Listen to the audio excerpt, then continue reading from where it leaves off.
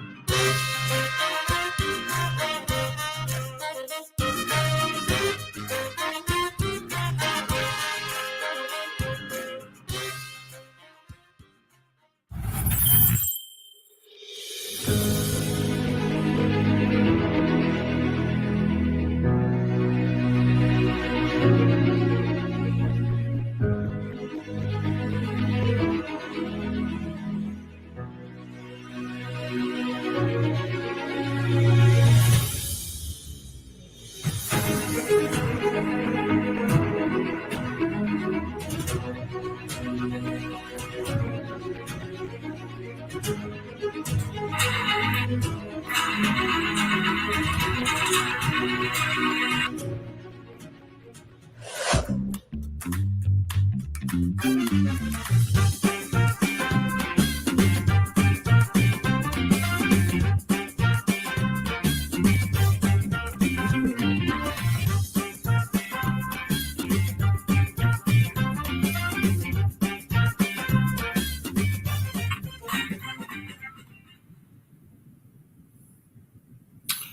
right, everybody, thank you and welcome to the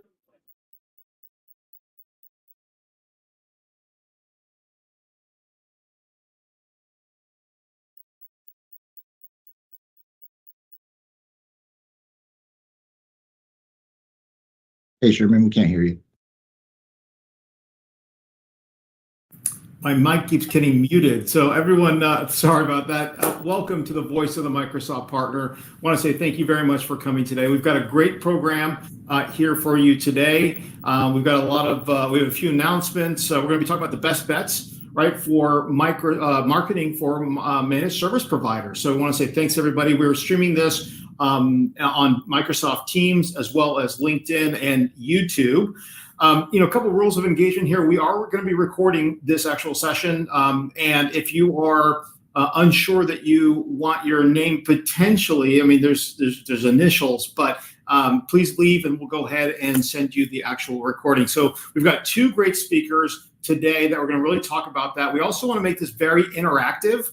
If you don't mind, we have several polls that we are actually going to be doing today. Now, the polls are anonymous, so when you select something, don't worry that your name is going to be set out there, right? We're not going to actually call you out and say, "Oh, Amir said this," right? Or Ayan said that, or Ben said this, right? We're not going to do that, but it's kind of helps this, the stuff kind of moves around. And then one of the other things too is we're going to do a quick partner center check in the middle of the actual session. So with that being said, I thought it'd be kind of a fun thing to kind of get started today by doing a poll about 4th of July.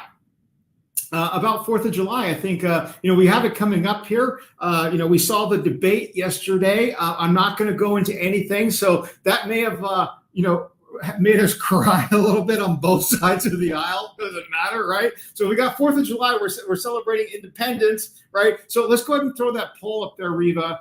If you don't mind, so what is the best part of Independence Day, in your opinion? This is just something simple. I think it'd be kind of fun. I'm going to go ahead and put family time. That's really what mine is, for the actual poll here. Freedom, yes. Family time, vacation. Now that is really good. I like the responses here. That's a good start. That's a really good start. Freedom, yeah. We live in a great country. The cool thing about like the last night's debate, and I'm not going to get politics here, but the cool thing about last night's debate is, in the U.S. we want to see what people are saying, right? We're not going to mute them and say no, they can't say stuff. So there's a freedom here, right? So that's pretty cool. Okay, never mind. Let's go ahead and move forward here to our next slide here. This is the agenda for today. Okay, so we have just our quick welcome message. We're going to get into the best MSP marketing bets for 2024. We've got two great speakers I'm going to introduce in just one second. And then we have a couple of announcements. Next month, I can tell you right now, next month we are going to be doing a Partner Center walkthrough. One of the best things that we've completed recently, I completed 50 4-hour events. Let me just tell you something. This was a crazy amount of work in the past 2 months. We did 54 Microsoft on the new solution partner designation. If you came back last month, you saw that with Andrew Bowe. That's coming out here in July. Really awesome stuff. And we're talking about co-op today. We'll be able to find out, each and every one of you will be able to find out if you have some money that is left over. Now, you may only have 3 more days to identify how to spend it, but we can reach out to you. We're going to give you a little quick thing. We can help you with that on that. So with that being said, I want to really just dive right into this because we've got a full, panel here. We're going to be talking. Last thing here, please go to the chat window. We want to use this as a networking opportunity for people. There are partners here worldwide.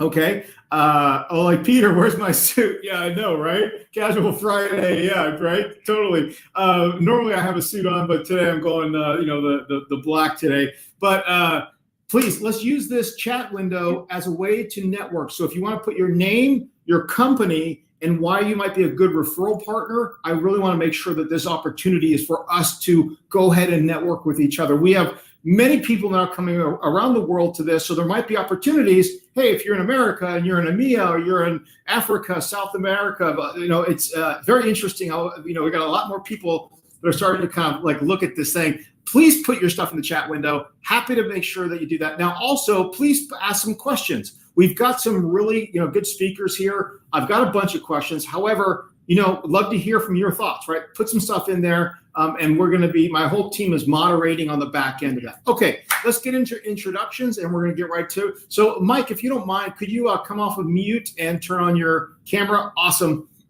Wonderful. All right, so I'm going to go with Aditya first. Aditya, would you mind just introducing yourself, your company, a little bit about your background? That'd be really fantastic. Great. Well, thank you, Sherman, and welcome, Mike, my partner in crime today. Some of you have actually met me before. I've been here, in different capacities, and Sherman keeps on hitting me up. So apparently I'm doing a good job marketing myself, right? But just by way of background, I've actually been fortunate enough as a consultant to be able to work at product companies, across services organizations. And really my role has been as an evangelist and, as a change driver, not just for the customers, but also internally at the companies themselves, right? And as part of the, journey, I've realized that marketing is a key part of any consulting service that you provide. It really needs to be part of the DNA for each and every one, of you out there. Currently, I work for CloudMoyo. So we implement solutions built on the Microsoft technology stack with a focus on contract lifecycle management. So I don't know how many of you are familiar with, CLM, but it's really the new muscle within companies. And, we are kind of at the forefront of tapping into this huge opportunity. I'm the industry services lead. And, that's what we focus on, going to market. And then also I manage the Microsoft relationship, having kind of, been on both sides of the aisle. And, as I like to tell myself, being an Indian guy in Seattle, you have to pay your dues doing that, right? So that's me. And thanks again, Sherman. All right, great. Mike, would you mind introducing yourself and a little bit about your company? Sure. Thanks, Sherman. Good to see everybody. So my name is Mike Plumer. I'm with a company called Altigen Technologies, and I've been at Altigen quite a while now, 28 years coming up, and in the technology area more than 30, but specialized in communications for the last 28. And so just a little bit about Altigen. So we focus on cloud-based communications. We started out when I joined the company back in the 90s as a PBX manufacturer on a system that ran on Windows NT. So that's like 1,000 years ago at this point. And over time, we migrated our focus to Microsoft-based communications as they came out, OCS, then Link, Skype, and now Teams.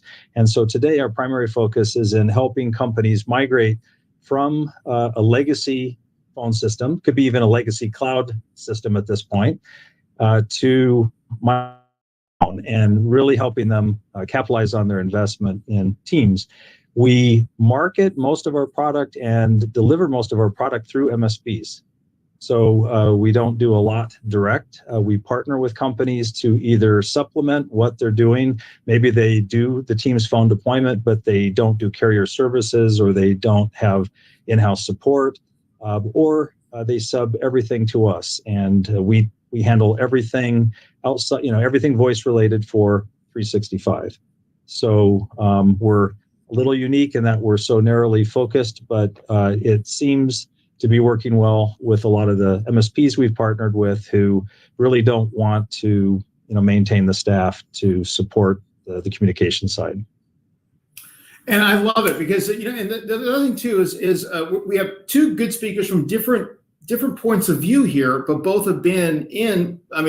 Aditya is really focused on marketing. Mike has really been in the sales end of it, but a lot of marketing and also worked for many years at Altigen, so has seen a lot of these different things going off. I also like the fact that you're specializing, right? And then Mike has been a great partner of ours when partnering with our current partner base. I think that there's been a couple situations where you've partnered very well. Maybe you want to talk about how you partner really well with other partners and there's really no conflict in that. You want to just touch on that? Sure. I'm just thinking of a recent partner that that we're introduced to mutually, and they had made a big investment years ago with a Skype practice. I think a lot of Microsoft partners did. Mm-hmm. And then over time, people moved on, and that was a challenge to maintain that. And now, as they're seeing their customers wanting to move from Cisco and other platforms to Teams Phone, they weren't really prepared to make the investment for not only the deployment, but the ongoing support and the after hours and weekend support. And all of those things are involved, since the phone piece is a real-time, communication, necessity. So it's really not acceptable to have delays or anything. So we came in as a partner, and they're working as an agent under us. So they bring us in, and we can do the contracts. The partner can do the contract. We're very flexible, but our main focus is just, again, supplementing and complementing whatever the partner does well. But if there's anything on the voice related area that they don't want to do or can't do, we can come in and work with them to, find a way to deliver that and be successful and have them maintain control of the account, I guess, at the end of the day. Oh, that's fantastic. That's really good. And I also like, how they specialize. I think in this day and age, with over 6,000 new cloud workloads in the past 10 years on just Microsoft alone, heck, how do you specialize in any? And now I think we're finding is more specialized partners who understand, okay, this is what I do well. I do this very well. And I know what the margins are. I know how to do small, medium, and large deployments. Okay. We may want to start thinking about that as we move forward. All right, so let's go ahead and get into the best MSP marketing bets for 2024. I kind of want to just get right into the sucker, right? We don't need to get into other updates. So I think Aditi is going to kick it off with the first question. Yeah. So Sherman, So I mean, obviously, you're the smart guy here, right? So you have spent 10 years or so working with legions of services partners, a lot of them on the call out here. So what are some of the marketing tactics that you see that they are successful at? Well, thanks so much. And yeah, we just hit our 1,000 partner mark last month. I hit my 1,000th partner that I actually sat with in the past 10 years. Isn't that crazy? 1,000. So we hit that. So so I think one of the things that we have in our industry is we have a very misaligned expectation when it comes to marketing. I think, and it's the way that we've been built. If we really think about it and want to be honest with ourselves, if we take a look at the last year of net new customer acquisition, I bet you 95% of that is through what I call the I'm on fire method, which is somebody's on fire, they got a problem, they got an issue. Who do they call? They call their buddy Aditya. Hey, Aditya, do you know anybody that can help me out? And Aditya's like, hey, call Mike up. He can help you with the Teams Phone migration. Mike gets a call. I got a problem. Mike's like, I can help you out. And then what happens? 99% of the deal, we get it, right? That's okay. So we built our business on that. So then when we think about sales and marketing, we're atrophied. We're like the Tyrannosaurus Rex of dinosaurs of industry. We got this huge tail, this huge legs, this big bite. Those are all our technical folks. But when it comes to sales and marketing, it's misaligned because our idea is, well, hey, this is the way I normally built by getting business. But okay, so if I invest in marketing, I'm going to put in 5,000 today, and tomorrow I expect 5,000 from a deal, right? And I think that intrinsically is one of our biggest problems in our industry is our misaligned expectations. Basically, that's what it is, right? And I'm going to give you a really quick metric here. If and this is very apropos. So if we need to understand this, if Mike had 100 appointments in January, now Mike is working hard, man. He's working hard. He's got 100 appointments in January, right? Discovery appointments. Now we know, and I commissioned this study from Gartner. 0 to 5 of those people are ready, willing, and able to buy today, and they'll buy from Mike as long as Mike's got something good and worthwhile to sell, right? Then from 6 to 20 are people that are ready, willing, able to buy, but they don't know Mike yet. They don't trust him just yet, right? And then from 21 to 100 are people that are there just to get information. The project isn't 3 months away, or they're in contract, or they like their technology provider. Okay, we understand that. That's January. Well, in February and March, those things change. If Mike understands marketing and nurturing and actually understands that it takes a while to get them and want to give proper type of marketing, not product marketing, those people that were in the 6 to 20 will now be in the 0 to 5, right? Or somebody in the 20 to 100, all of a sudden they got a problem, or their project comes up, or their contract. And that's something that we need to understand and extrapolate that all the way through for 12 months. Because that's what marketing is really about. It's about awareness, but also making sure that when somebody's doing this and they raise their head, they're like, I need to do this now. Son of a gun, right? Well, did Mike send me continually good information about that? Well, yeah, Mike keeps sending me once or twice a month. He's not killing me with the stuff, but he's doing that. And that is really intrinsically what we should be thinking about and how we should actually move forward. So that is my soapbox, is what I've seen. It's misaligned, and we don't spend enough money on it. That's the other thing too. But so let me ask you this. I'm gonna switch gears here. I'm gonna go to actually I'll go to you, to Aditya. How are you guys approaching marketing in your respectful businesses? Let's hear from you. Yeah, so as I mentioned, contract lifecycle management is kind of a new muscle, right, for a lot of customers. And, I realized that it really comes down to the stories that we tell to connect with them, right? And it's the stories that we tell to create that emotional connection with them.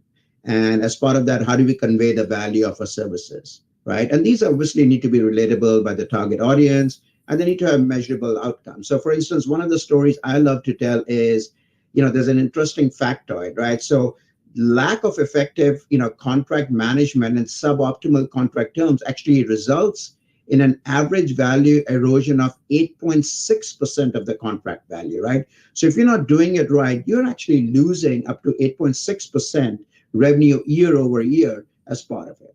And that's what, that's kind of what I want people to take at heart, is that anyone can go out there and tell stories, and that's how you're marketing the message and the value prop. So, Mike, how would you approach marketing in your respective business? I guess it's kind of multi-pronged, but the best point I can probably make is that we take a long-term view. So everything is an investment. We're not expecting a quick return on investment because many of our customers we've had for years and years. Many of our partners we've had for years. So it takes, as you said, a while before somebody, trusts what you're saying, and then over time they get to trust you, and then maybe the partner. So a lot of our marketing through MSPs is helping leverage the trusted relationship they have with their existing customer once they trust us, but making sure that we have the backup, as Aditya said, the stories. So I can buy Teams phone from anyone. Why would I get it from this company or from Altigen? It's really down to what was the experience like at the end of the day for the customer. Was it a great experience? Did we listen? Were we paying attention? And then to the customers, are we providing the information that they want to know about?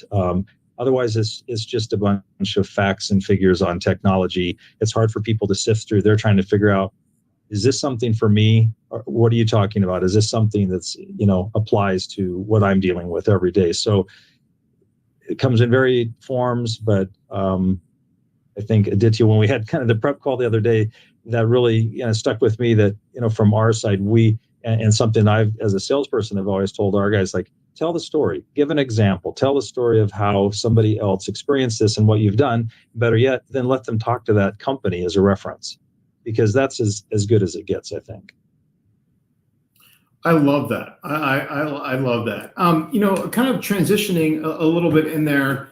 How do you calculate? And this is a good one.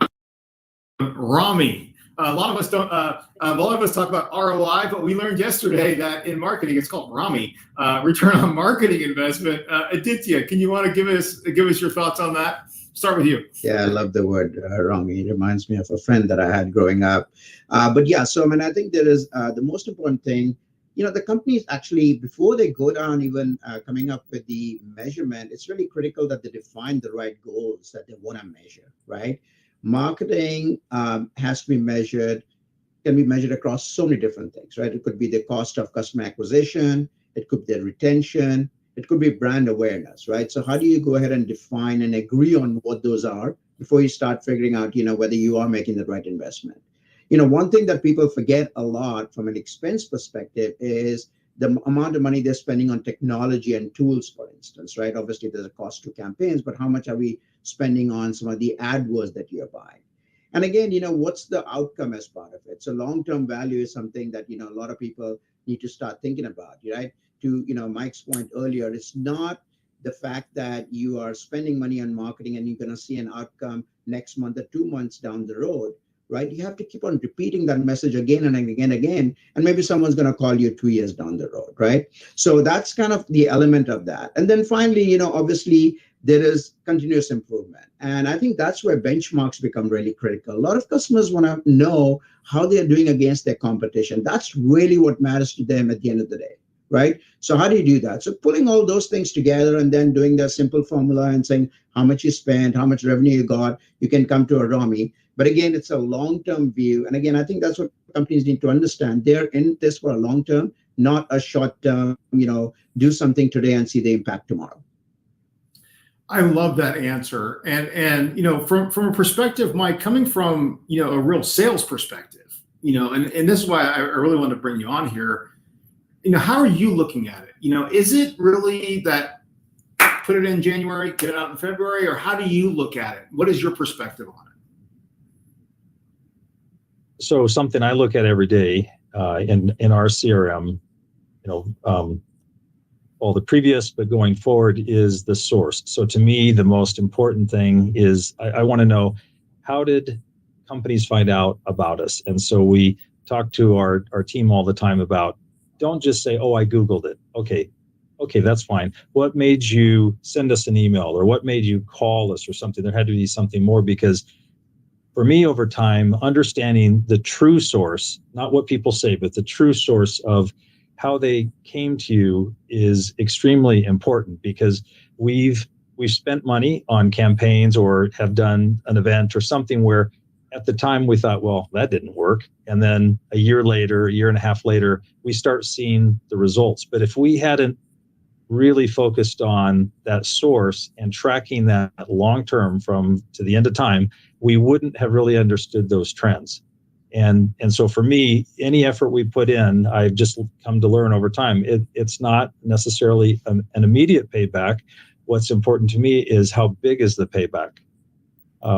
We have one partner, our largest partner today, that we did a kind of rifle shot campaign that we got a handful of leads back.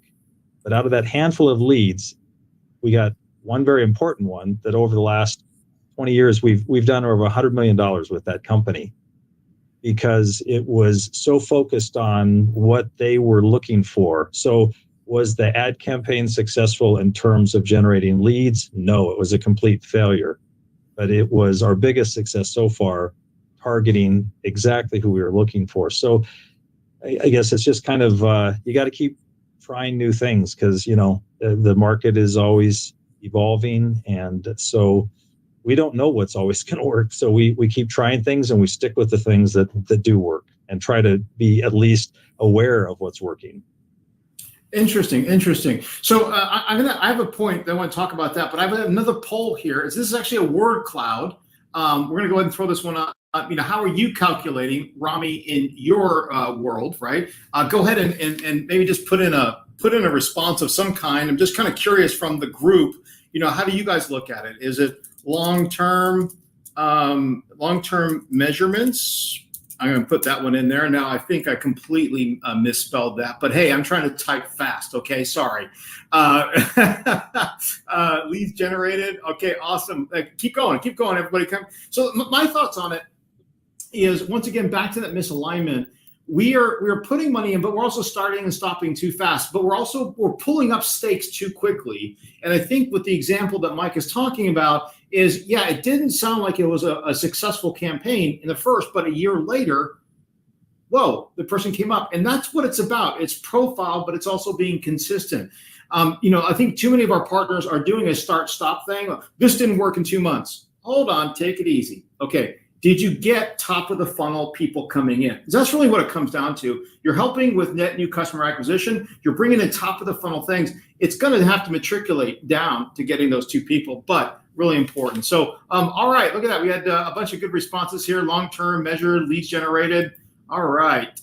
Thank you so much for putting. I think the other thing, Sherman, I wanted to talk about, quickly is that, I don't think, we do a good enough job of having dashboards and reports, which we can actually look at to find that information, right? And a lot of times we're kind of struggling trying to even measure what ROMI is, right? So again, going back to the technology and the visibility, which needs to be not just at the marketing level, but at a corporate level, so that the business leaders understand that marketing is indeed a key function in the organization. And that's kind of a services organizations where I know that we fall down, because there's always a perception that marketing can be done by sales. And I know Mike and I had a passionate discussion about it, right? But again, let's not forget that marketing is one to many and sales is one to one, right? And how do you kind of make sure that you make that transition? Excellent. So, this is titled Marketing Best Bets. So let's get into a couple of those things. I'm going to ask you, Mike, I'll go to you first. What are some of the best bets that you're putting your money into this year? We are doing targeted webinars, one to the general, kind of Microsoft community. We also do some vertical marketing, in our case, to financial services, some extremely targeted marketing through a partner. So also in that case, webinars. I think a point you made at the beginning, educating versus product information. That's a challenge sometimes, not to just talk about the products and the technology versus, on how does it help people, that sort of thing. We're investing more in video this year and AI-driven video. And also really kind of going back to basics a little bit and focusing on stories, which it's interesting. This has been coming up in these discussions the last week or so here, because I've kind of tasked all of our team with bring me the stories, bring me a great story that illustrates how we can help and what we do best. And again, that the customer is happy enough to talk about it and happy to talk to other people about it. So, we've historically done a lot of that, but we hadn't done as much lately. And so that's where we're really focused. We're doing some selective trade show events, but more networking there than, spending a lot on a booth, that sort of thing. Okay, I like that. I like the story piece of it. Birds of a feather flock together. This is a great anecdote. That's a good saying, because they do. If they see how you're solving a problem for another customer in their industry, wait a minute. Now, psychologically, they're thinking, well, let me listen to that person a little bit more, right? Well, how did they do that again, right? Let's do that. Aditya, what are some of the bets that you're placing on? And then I'll go with some of the stuff that I'm seeing. Yeah, I think it's kind of ironic, that we're doing a webinar right now, because I think there is a fatigue around digital marketing, webinars, and podcasts. That's what I've realized. And thank you everyone for joining us today. There's great value here, which is why we exist. But I think, what we have been doing a lot is, going to trade shows nowadays. And I think people want to go out there and meet people again, right? Not only did the pandemic impact people's ability to meet other people, but it's transitioned into where everyone's working out of the office and everyone's kind of lonely. I want to make that connection. And what we've been doing is, as part of the trade shows, though, we are not going out there putting up booths. We're actually facilitating sessions with our customers, right? So we want to be perceived as thought leaders in the space, as opposed to a demo booth kind of a person. So I think that's a key trend in the works. Again, don't stop doing what you're doing, what's working, but do start thinking about investment in having people go out there and meet others. I like that. I do believe, the booth, that can be expensive, and there ends up being a lot of different types of leads. I can tell you, from my perspective, one of the best tools or not best bets, but I guess a tool that we've been using is we've changed the way that we think about marketing, as opposed to, we're not doing product marketing. We're not trying to product market. Microsoft already spends $1 billion on product marketing. So why should we continue to help them with the product marketing?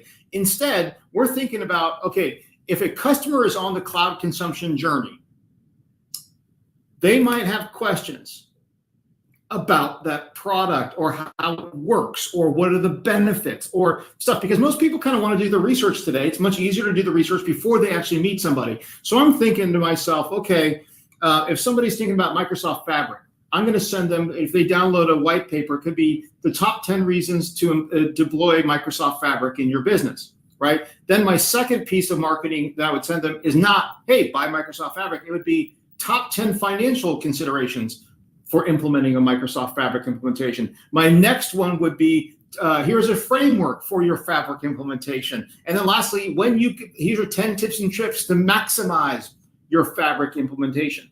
Now, I know it says Fabric in there, right? But I'm not marketing Fabric by Fabric. What I'm doing is I'm trying to help that person break down those barriers of trust, but also get that information and look at me as a leader. Now, vertical, I like the vertical piece of it, Mike, because vertically, if you can talk about solving problems, okay, that's a psychological trigger, right? You know, we all notice this. If we look at 5 websites, I challenge each of you right now, go to your local, go in your city, type in top 5 MSPs in Southern California. Okay, you know what you're going to find? You'll find 5 people listed there, and each company, when you click into it, you know what it's going to say? We're the best at IT. Mm-hmm. Mm-hmm. We are the best at IT. We are the best at IT. You call us and we will help you better than anybody else. There's no differentiator. So we have to start thinking, how do we differentiate? How do we separate ourselves from the noise?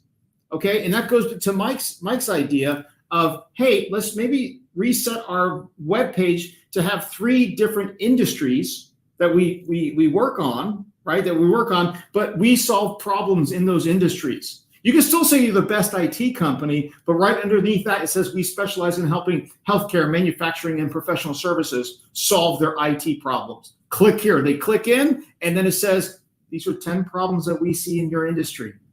Click on these stories to show how we've actually done it.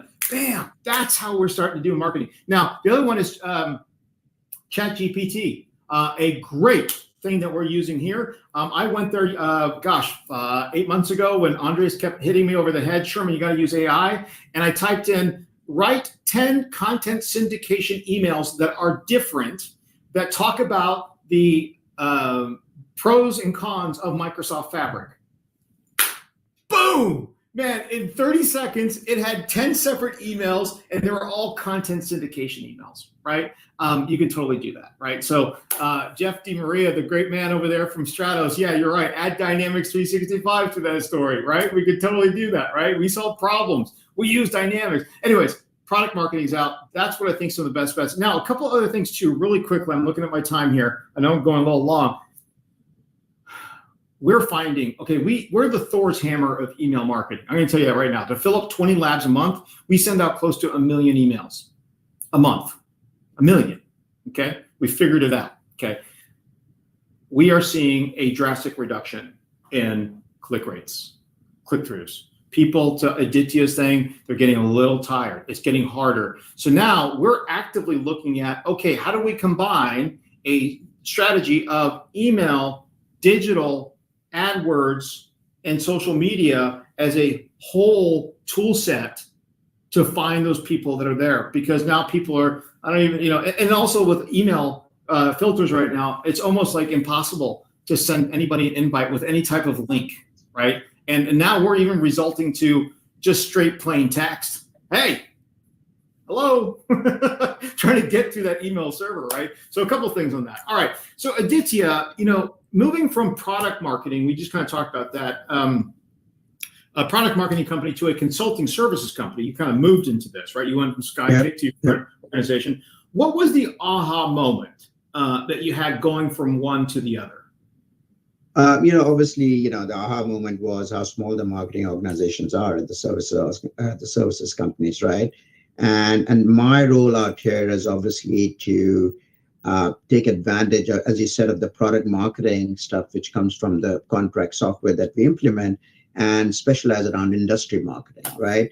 So the message that you will have to a manufacturing company as it comes to contracts, for example, is that you got to talk more about their suppliers and the contracts you have with them, as opposed to talking to a technology company where the focus is going to be around the customers there, right? Because all the supplies they're buying are just office supplies, right? They're not necessarily working necessarily with, service provider or with, in the supply chain space. So again, you need to start specializing on that.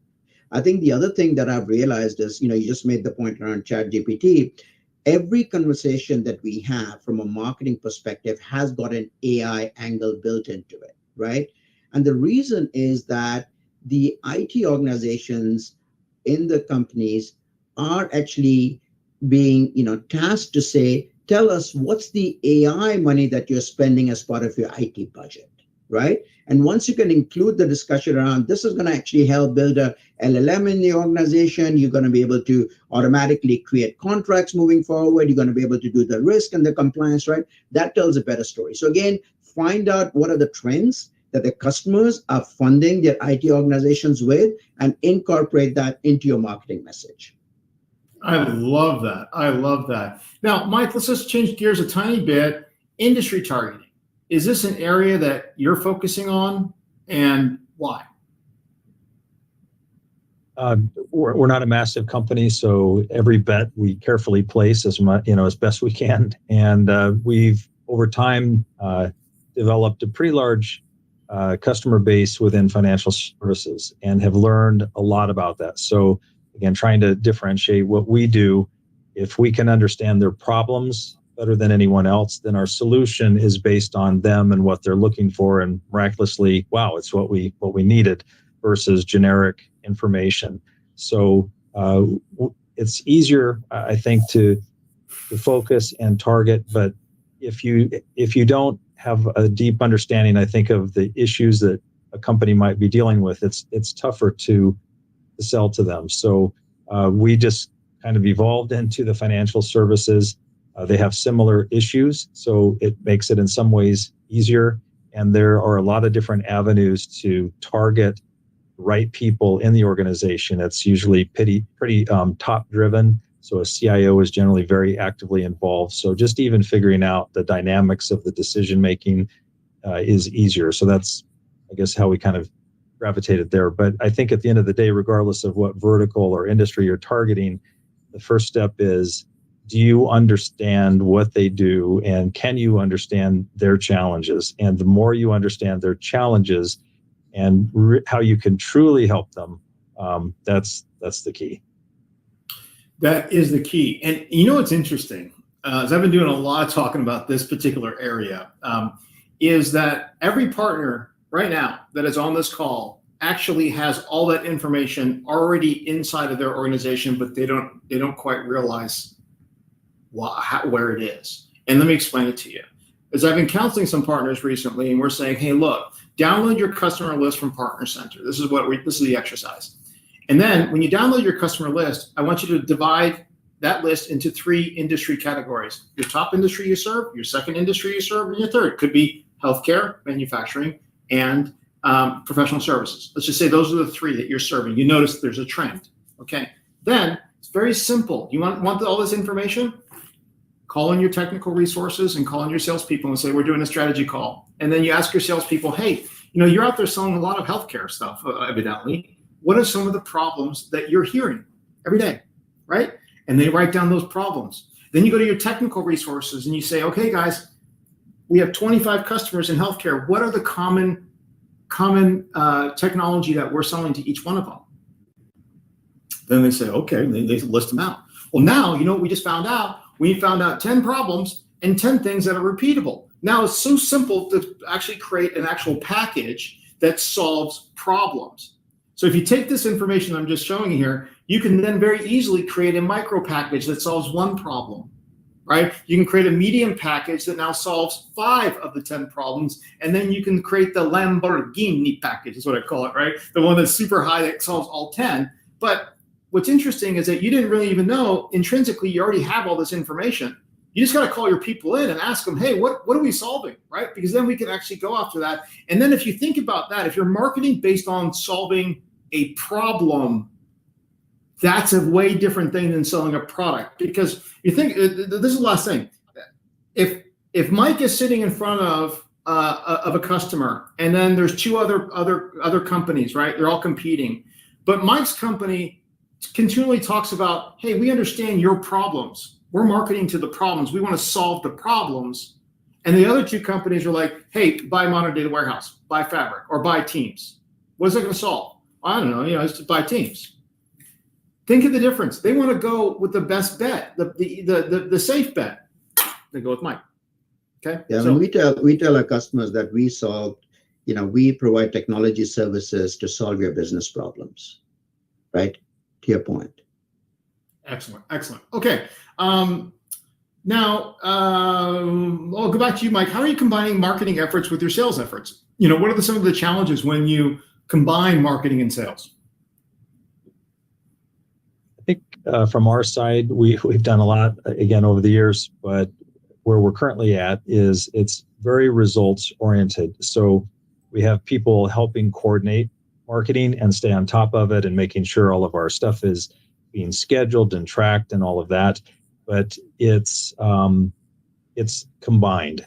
So I had a session this morning with our marketing coordinator. So we're looking at our social media and what are we doing and what's coming up. So she's dealing with all of the day-to-day, but I'm actively involved in, and the kind of the agreement we have is that sales signs off on the message so that at a minimum we're aware of what's being said and that it's always in sync and that it's not going to seem strange to a customer or a prospective customer.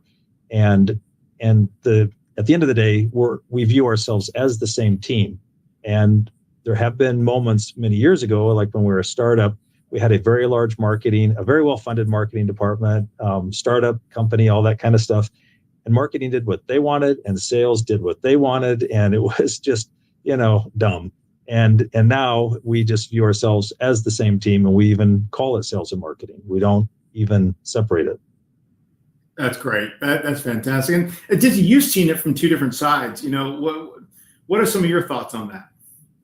What we, with our sales team, we are actually focused on changing their mindset. We spoke about Rami earlier, right? And what we now measure sales success is based on how much are the customers buying from us as opposed to what we are selling to them, right?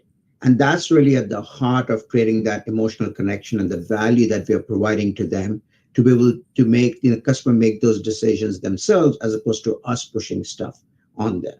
And the other thing is also creating messaging, again, working with the sellers on where the customer is in their life cycle, right?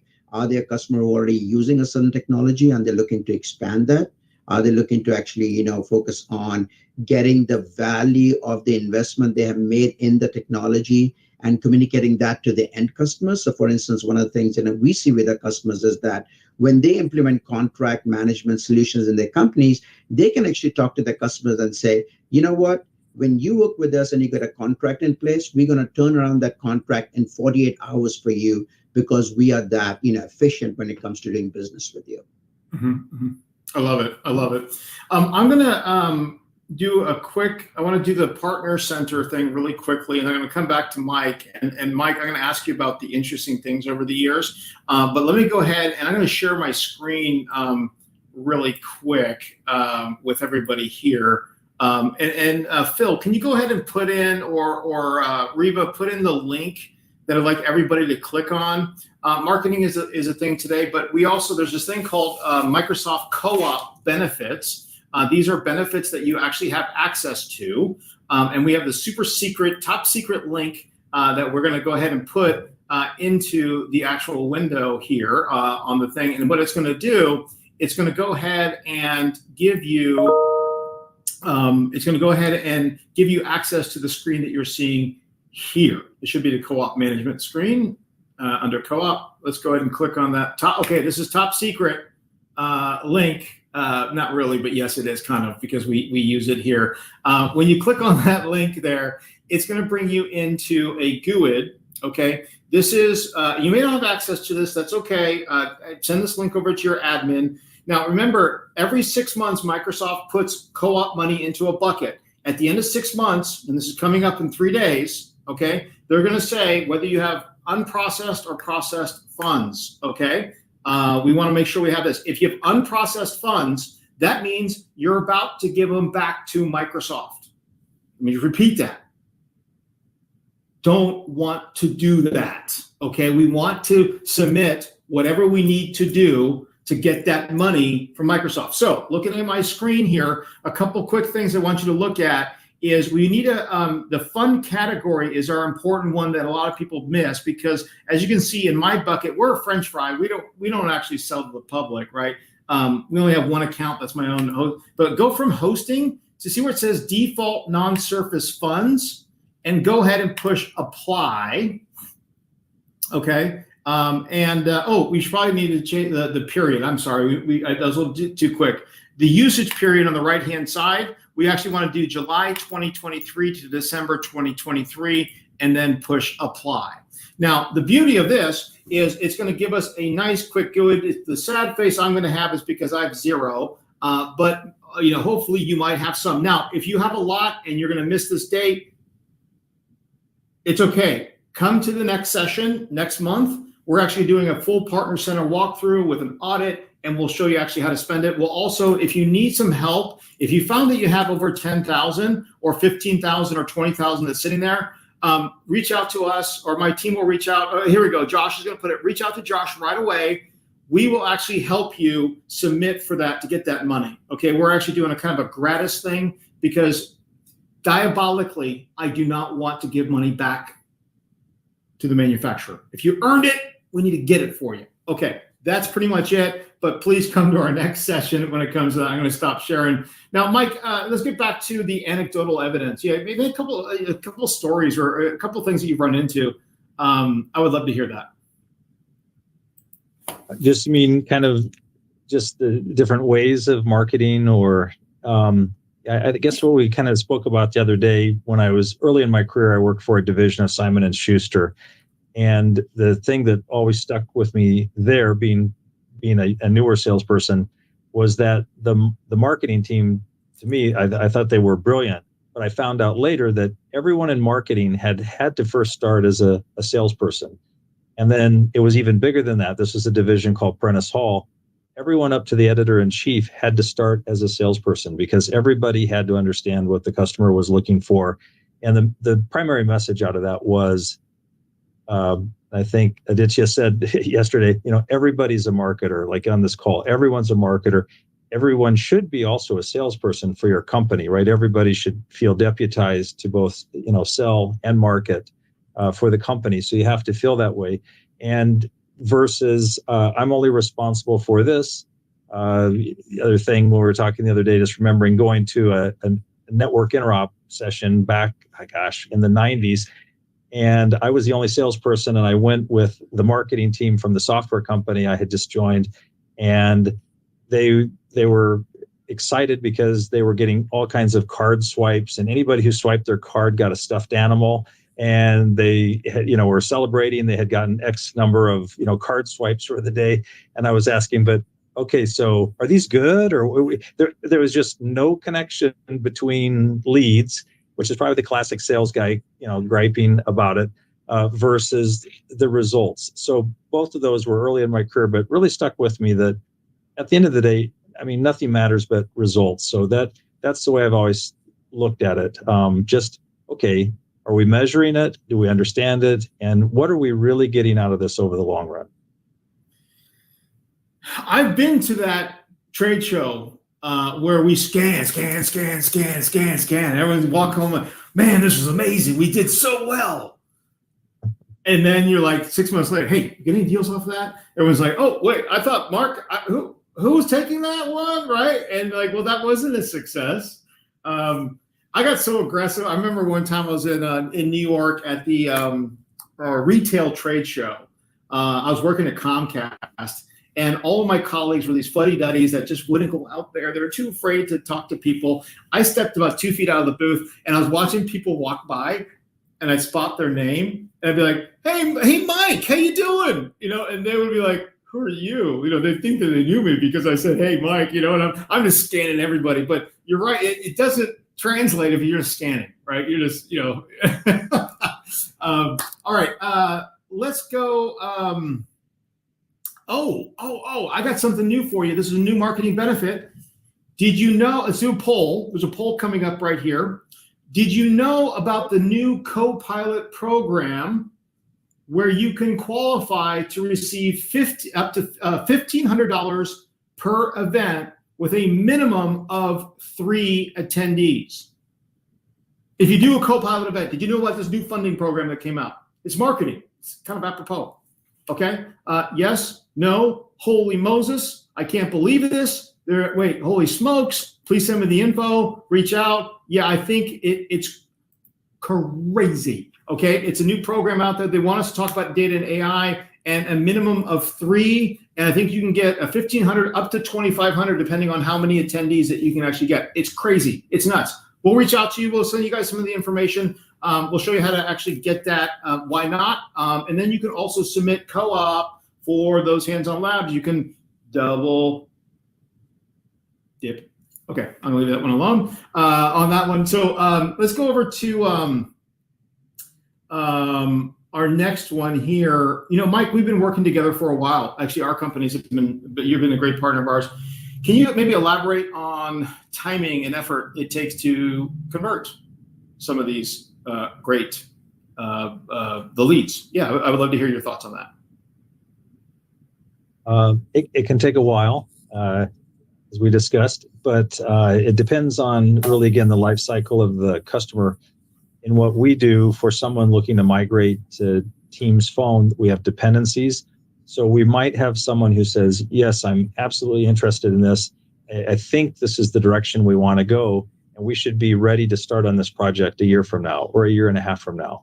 So the key point is we've got to stay in touch and keep checking in with people. And when something new has come out, hey, just wanted to let you know this might be interesting to you, and just keeping in touch. So I guess in our project together, the first lead to conversion was more than 6 months, but we weren't really worried about that because we knew we had a lot of people who are very qualified, and after speaking to them, we know where they're at in the cycle, and we're tracking all of that. So we know when that person is going to be coming out of contract, and then some people just fall off. So you just keep politely checking in. Like you said, you don't bombard them, and you really have to take the long-term view, because especially if it's a bigger decision that has a lot of moving parts and money involved, it's just not a simple shift for somebody to make versus just purchasing a single product. Yeah, and that's dependent on the offer, right? Because if you're selling a widget, a tiny little thing that costs $25, well, that's transactional. That's something that we can expect to happen 30, 30, 30, 30. But if we're selling something that is $150,000, that's just longer. Takes it. I don't know, Aditya, what are your thoughts on timing and effort it takes to convert? I think as marketers, the most important thing they can do is give good quality leads to the sellers, right? You don't want to, lose credibility by sending something to a seller and they're unable to close it. And I think that kind of drives, the cycle of closing. Now, again, a lot of the closing, as a software company, as a services company, depends on how long is it going to take for the customer to buy the software, right? What's their life cycle, timing to do that? I'm a strong believer that companies should spend less time selecting software, but spend more time selecting the right services partner, right? And again, if that means that, your life cycle or your ability to close the deal is going to be longer, so be it. But you want to have the customer make the right decision, and we want to be the right partner for them. Excellent. So we only have about 5 minutes left here, but I think there's a couple. Aditya, what tools are you using to automate and track progress? And is that important, or is it just a spreadsheet? No, it is important. It is important. We obviously make sure that we, in our organization, we use HubSpot. where we, not only use the marketing piece, but also the sales capabilities of it. So going back to combining the marketing and having sales visibility. But one thing that we use right now is Copilot. So we have invested in Copilot in our organization. And it's obviously integrated with Microsoft Word and Teams. And, it just does a great job of summarizing stuff. But again, what also does is that we should not be ashamed to use AI when it comes to marketing, right? We want sellers to be able to talk to their customers. And again, if that means that we're using AI to provide the sellers with targeted messaging for the interaction with the customers, let's do that. So between using, technology like Zoom Info to get the contacts and all, we are investing a lot of money in AI, and everyone has got a subscription to Copilot. It's $15 a month, but it's a real worthwhile investment to drive efficiency. Aditya mentioned to me that he no longer attends meetings anymore. He just uses Copilot. It summarizes for him, and he takes that 2-hour meeting and turns it into 10 minutes of reading. Yep, That's exactly. not true, but kind of true. He's like a couple of the ones that he's like CC'd on that he's supposed to kind of like just 10, right? Cool, right? How about yourself, Mike? Do you have any thoughts on the tracking and automating and that kind of thing? Yeah, over the last 5 years, what we've spent a lot of time tuning and investing in was first really getting our CRM system built out the way we wanted. Then we added a cloud-based quotation service that's tied to CRM. So we're doing professional quotes that also has a built-in dashboard, so we can see how many quotations we have out there, how long are they sitting. And our final step we just did there is we've integrated that into our billing system.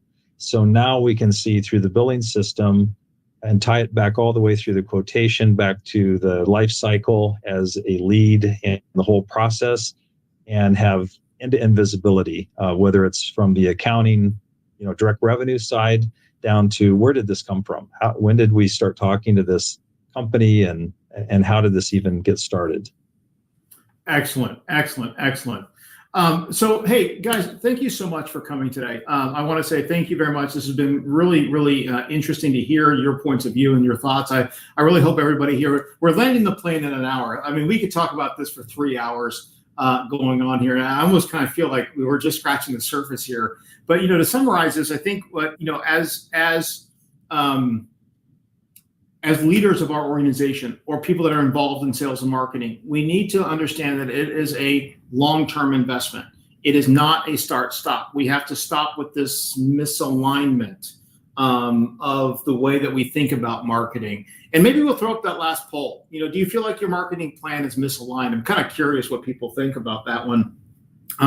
But we need to align. We need to use the tools. We need to kind of think about solutions, right? Solutions to problems, not necessarily product marketing. We need to stop about that. And then it also needs to be a combination of everything, right?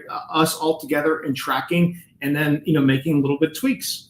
So I'm curious. Looks like that. Yeah. So we've had some good answers here on that. Just lastly, just save the date for our next session. Is actually the end of July. We are actually going to be mastering Microsoft Partner Center. So we're actually going to be doing a walkthrough of Microsoft Partner Center, and we're going to be showing you the ins, the outs, the specifics, what to focus on, what to not focus on. My whole idea is there's 1,000 programs at Microsoft to focus on. Okay, I want to boil this ocean down to a little tiny cup of water that's got 5 little things in it, and that's it. That's all we want to focus on are 5 things, because you know why? I'm going to show you those things are going to bring you the best return on investment of your time being a Microsoft partner. That's what you're going to take away from this, and you're going to forget the rest. Okay, you're going to focus on those 5 things for the next 6 to 12 months. And then whammy, now you'll get the most incentives. And then number 2, you'll be able to work with Microsoft sellers, and they'll start bringing you deals. Okay, that's what you're going to get from the next session. So anyways, Aditya, thank you so much. Mike, thank you so much. Everybody, thank you very much for your time today. We're going to end the session, but any last thoughts, Aditya? Well, I tell, the execs, change the conversation from show me the money to show me the love. Love it. All right, Mike, last thoughts. Thank you, everybody. And solve problems, and you'll solve your own problems. Love it. All right. My last quote is always, Dreamers are the ones that talk about what they're going to do, but leaders do what they talk about. Ask yourself the question, are you a dreamer or are you a leader? If you're here today, I think you're a leader. Have a good day. Bye-bye. Take care. See everybody. Yeah.